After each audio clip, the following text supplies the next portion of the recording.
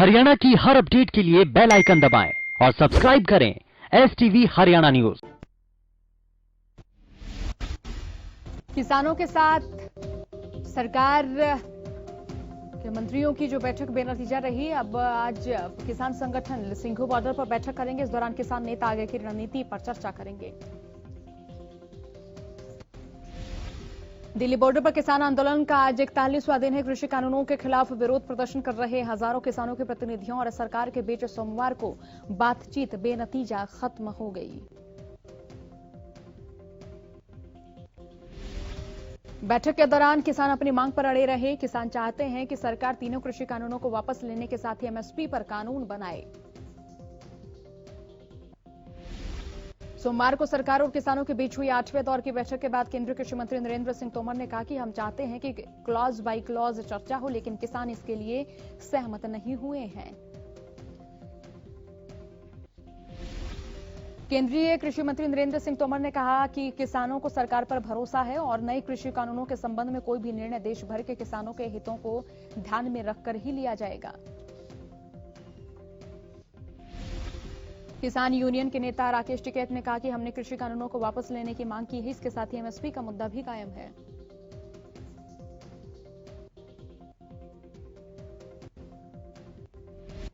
सोमवार को सरकार के साथ बातचीत करने पहुंचे किसान संगठनों के प्रतिनिधियों ने लंच के लिए लंगर से मंगवाया खाना ही खाया।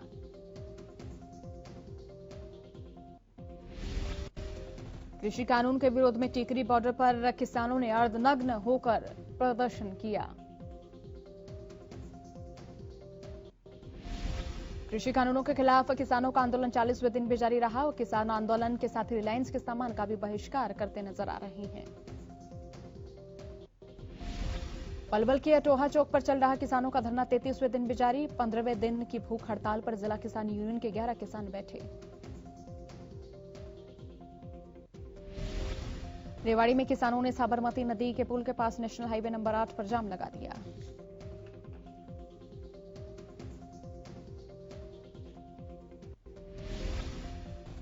घरोंडा के बसताडा टोल प्लाजा पर किसानों का धरना प्रदर्शन और भूख हड़ताल जारी है। 7वें दिन 5 महिलाओं ने भूख हड़ताल की।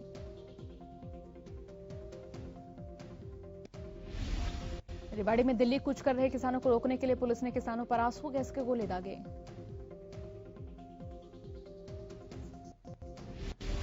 किसानों को चौतरफा समर्थन मिल रहा है। सोमवार को टिकरी बॉर्डर पर चल रहे आंदोलन को समर्थन देने हरियाणवी कलाकार अजय हुड्डा पहुंचे। उधर किसान आंदोलन में पंजाब से महिलाएं ट्रैक्टर में सवार होकर टिकरी बॉर्डर पहुंच रही हैं। हरियाणा सरकार अगले शैक्षणिक सत्र की शुरुआत से पहले सरकारी स्कूलों में पढ़ रहे 8वीं से 12वीं तक के सभी छात्रों को मुफ्त टैबलेट देगी। कृषि कानूनों और बिजली संशोधन बिल 2020 को वापस लेने की मांगों को लेकर सर्व कर्मचारी संघ की ओर से 12 जनवरी को जिला मुख्यालयों पर DC का घेराव कर प्रदर्शन किया जाएगा। सोमवार को पिहोवा में ऑनलाइन ट्रांसफर पॉलिसी के विरोध में बिजली कर्मचारियों ने गेट मीटिंग कर प्रदर्शन किया।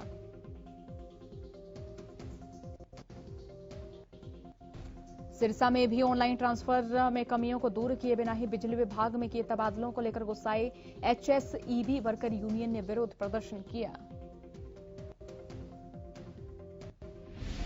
वहीं बहादुरगढ़ में भी ऑनलाइन ट्रांसफर पॉलिसी के विरोध में बिजली कर्मचारियों ने प्रदर्शन किया। बिजली दफ्तर के बाहर कर्मचारियों ने सरकार के खिलाफ नारेबाजी की। हरियाणा कर्मचारी महासंघ ने अपनी मांगों को लेकर पूरे प्रदेश में रोष प्रदर्शन किया। अंबाला के 12 क्रॉस रोड पर स्थित बिजली बोर्ड के गेट पर प्रदर्शन भी यूनियन ने प्रदर्शन किया।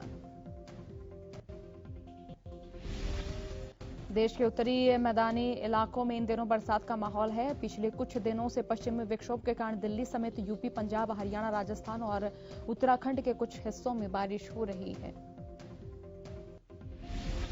प्रदेश में कोरोना के आंकड़ों में लगातार गिरावट देखी जा रही है। बीते 24 घंटे में 244 नए मरीजों की पुष्टि हुई है। प्रदेश में 24 घंटे में 6 मरीजों की मौत के मामले सामने। अब तक कुल 2923 कोरोना मरीजों की मौत हो चुकी है। आयुष्मान योजना के बारे में लोगों को जागरूक किया जा रहा है। योजना के अंतर्गत सरकार ने 32 करोड़ रुपए खर्च कर हिसार के 30 मरीजों का निःशुल्क इलाज कराया। अंबाला कैंट नगर परिषद की टीम को उस वक्त खाली हाथ लौटना पड़ा जब वो बिना नक्शे के बनी 3 मंजिला बिल्डिंग को तोड़ने के लिए भारी पुलिस के साथ गई।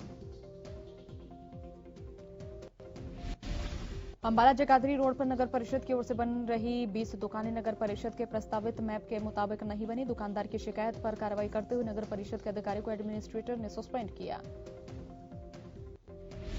सिरसा के गांव बेगू में एक शख्स की करंट लगने से मौत हो गई। दरअसल शख्स डेरा बाबा भूमण शाह में निशान साहिब स्थापित कर रहा था और उसी दौरान निशान साहिब 11,000 वोल्टेज की तारों से टकरा गया। करनाल के सेक्टर 8 में गाड़ी सवार 4 बदमाशों ने राइस शेलर मालिक के घर पर फायरिंग की। दरअसल कुछ बदमाशों ने पहले राइस शेलर मालिक के घर की घंटी बजाई और उससे पहले कोई बाहर आता उस पर ताबड़तोड़ फायरिंग शुरू कर दी।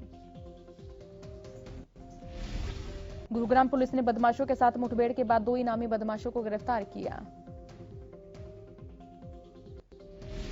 सोमवार को फरीदाबाद में गौ तस्कर और गोरक्षकों के बीच जमकर फायरिंग हुई। भिवानी की काठमंडी में एक शख्स का शव बरामद हुआ। पूरे इलाके में सनसनी फैल गई है।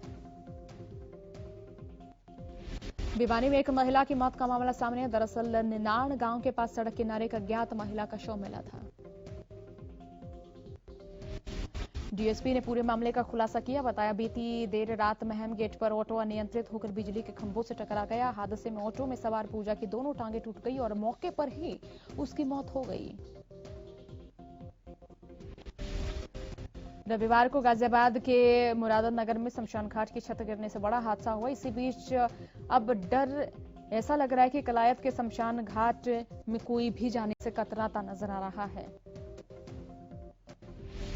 दरअसल प्रशासन की ओर से करीब 2 साल पहले कलायत शमशान घाट में शेडों का निर्माण शुरू किया था, लेकिन पैसों की कमी की वजह से पिछले 1.5 साल से निर्माण कार्य बंद पड़ा हुआ है। जो पिलर बनाए गए थे उनके पास से मिट्टी धंसना शुरू हो गई है और वहीं कई पिलर के पास से कई फुट तक मिट्टी धंस चुकी है।